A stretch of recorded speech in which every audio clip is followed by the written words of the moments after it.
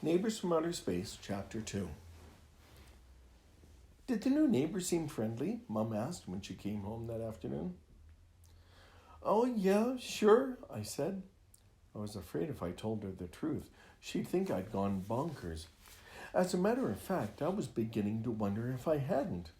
I mean, were those people next door for real, or had I fallen asleep in front of the TV set and dreamt them? I wasn't completely sure. What did they look like? Asked Mom. Well, ordinary. So what's with all those TVs? Did you find out? Not really, I said. I didn't want to stick around. Well, we don't want to be too nosy, she smiled. Are there any kids your age? I guess so. I mean, there's a boy. Oh, good for you, she said enthusiastically. Does he seem nice? I shrugged. I think he's allergic to cookies. That night, I couldn't sleep. I kept thinking about the new neighbors. I was pretty certain I had dreamt them. I was pretty certain that I hadn't dreamt them. Even I couldn't come up with a dream that freaky.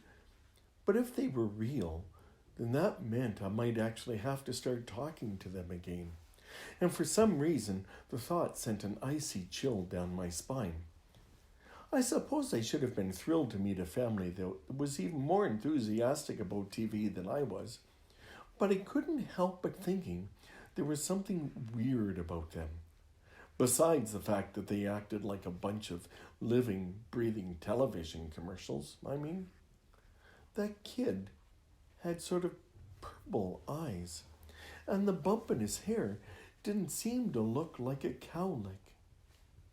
The next morning, I found myself peering out the window at their house. My dad had brought home a videotape of commercials that were nominated for this year's Clio Awards, the Oscar of the advertising industry, but I couldn't concentrate on it. I kept thinking about the new neighbors. Their living rooms looked awfully bare. Come to think of it, I hadn't seen anything except televisions. No sofa, no chairs, nothing. Didn't they ever sit down? But the really strange thing was, although part of me felt totally weirded out by these people, part of me was sort of attracted to them. All day long I found myself thinking about them, wondering if they knew the words to all the sticky tape commercials, and if the kid loved Captain Spotless as much as I did. That night, I lay awake thinking about the people next door. I had to find out more out about them, but no way was I going to ring their doorbell again. For one thing, how did I know these people weren't lunatics who kidnapped young children, chopped up their bodies into little pieces, and stuffed them in the back of the TV sets? And for another thing, I was just too shy. There was only one possibility. I would sneak next door and spy on them, preferably under cover of night, like, for example, right now. So I got out of bed, pulled a pair of jeans over my pajamas, and climbed out my bedroom window. The moon was full, and a hot wind was making the palm trees bend and rattle. Slowly and silently, like ladybugs sneaking up on a kitchen full of roaches, I tiptoed next door. Then I crawled through the bushes beside the back door and peeked in the window. The new kid was sitting on the floor, staring at a row of 16 televisions.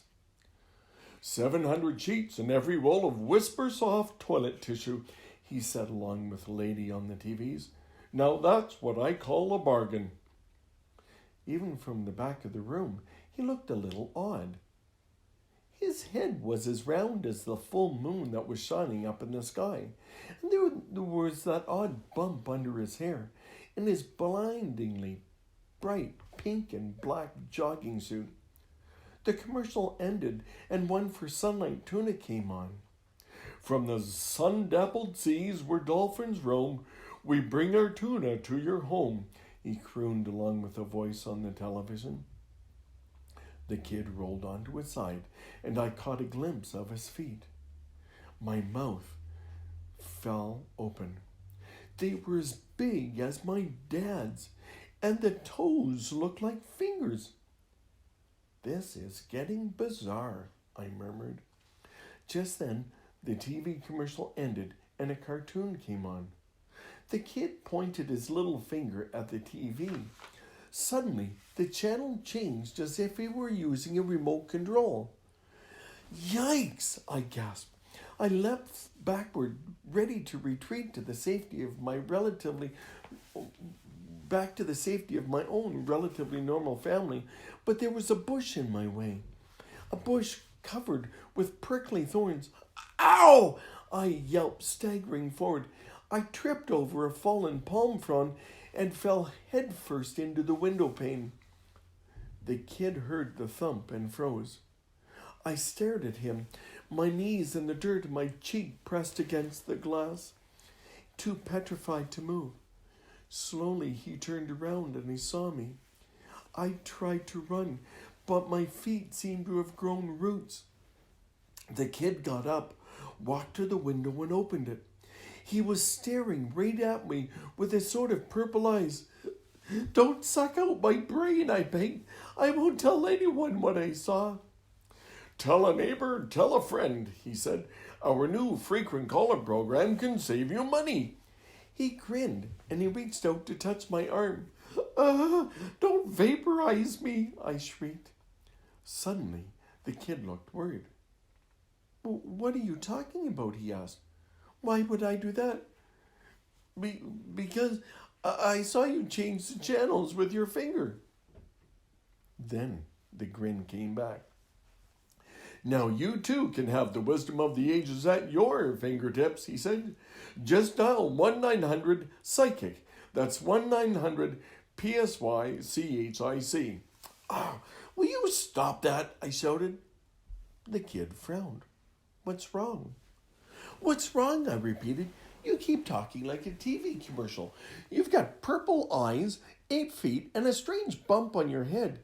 And you change commercials with your fingers." "Well, how do you do it?" he asked. "With a remote control." "Oh, man, I knew it," he groaned. "I think the X-10 Underground never thought we'd pass as humans. I just didn't think we'd blow our cover so soon."